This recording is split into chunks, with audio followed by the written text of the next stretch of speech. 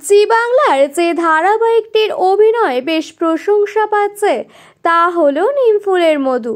কয়েকদিন আগে পর্যন্ত ধ্যাসটামো জেঠুর সমালোচনা করেছে। এখন বর্তমানে দর্শকরা ধ্যাসটামো জেঠুর অভিনয়ের প্রশংসা করছেন।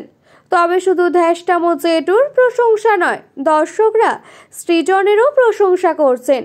কারণ সৃজন এখন বুঝতে পেরেছে মা কৃষ্ণার ষড়যন্ত্র। তাই মায়ের আঁচল ছেড়ে বউয়ের আঁচল ধরল সৃজন। ধারাবাহিকের কাহিনী অনুযায়ী দেখা যাচ্ছে সৃজনের জীবন থেকে পর্ণাকে সরাতে গিয়ে কৃষ্ণা নিজেই বাবুর জীবন থেকে দূরে সরে গেল। সৃজনের সাথে বিয়ে করার জন্য চাপ সৃষ্টি করে ঈশা। এতে মত দেয় অয়ন, মৌমিতা এবং কৃষ্ণা। কিন্তু শেষ পর্যন্ত আর বিয়ে হয় না।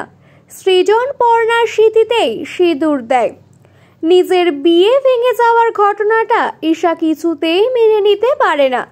ঈশা সৃজনকে ফাঁসায়। ল্যাপটপে থাকা আসল সত্য ঘটনার ভিডিওটা প্রকাশ্যে আনে পর্ণা। ফাঁস হয় সকলের কুকীর্তি।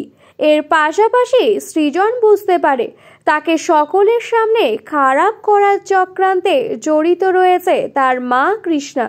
পর্ণাকে তাড়ানোর জন্য প্রথম থেকে শেষ পর্যন্ত ঈশাকে মত দিয়েছে। এমনকি নিজের ছেলের সঙ্গে হওয়া অবিচারটাও মেনে নিয়েছে। আর এইসব কথা সৃজন জানতে পেরে নিজের মায়ের উপর ক্ষোভে ফেটে পড়ে। এই দূরত্ব কিছুতেই মানতে পারছে না সৃজনের মা। তিনি বাবুর থেকে ক্ষমা চান, কিন্তু বাবু কিছুতেই ক্ষমা করেন না। সৃজন বলে, ছোটবেলা থেকে আমার মা আমার পৃথিবী ছিল, আমার দুনিয়া ছিল। আমার মায়ের থেকে কেউ বেশি ভালোবাসতে পারেনি, আর ভালোবাসেও না। আমি এটাই জানতাম। পর্ণা যখন আমার জীবনে আসে তখন আমি কনফিউশন হয়ে গিয়েছিলাম, কে আমায় ভালোবাসে, পর্ণা নাকি আমার মা। কিন্তু আজ সবটা প্রমাণ হয়ে গেল। তুমি আমায় যতটা বেশি ভালোবাসো তার থেকে পর্ণা আমাকে অনেক বেশি ভালোবাসে।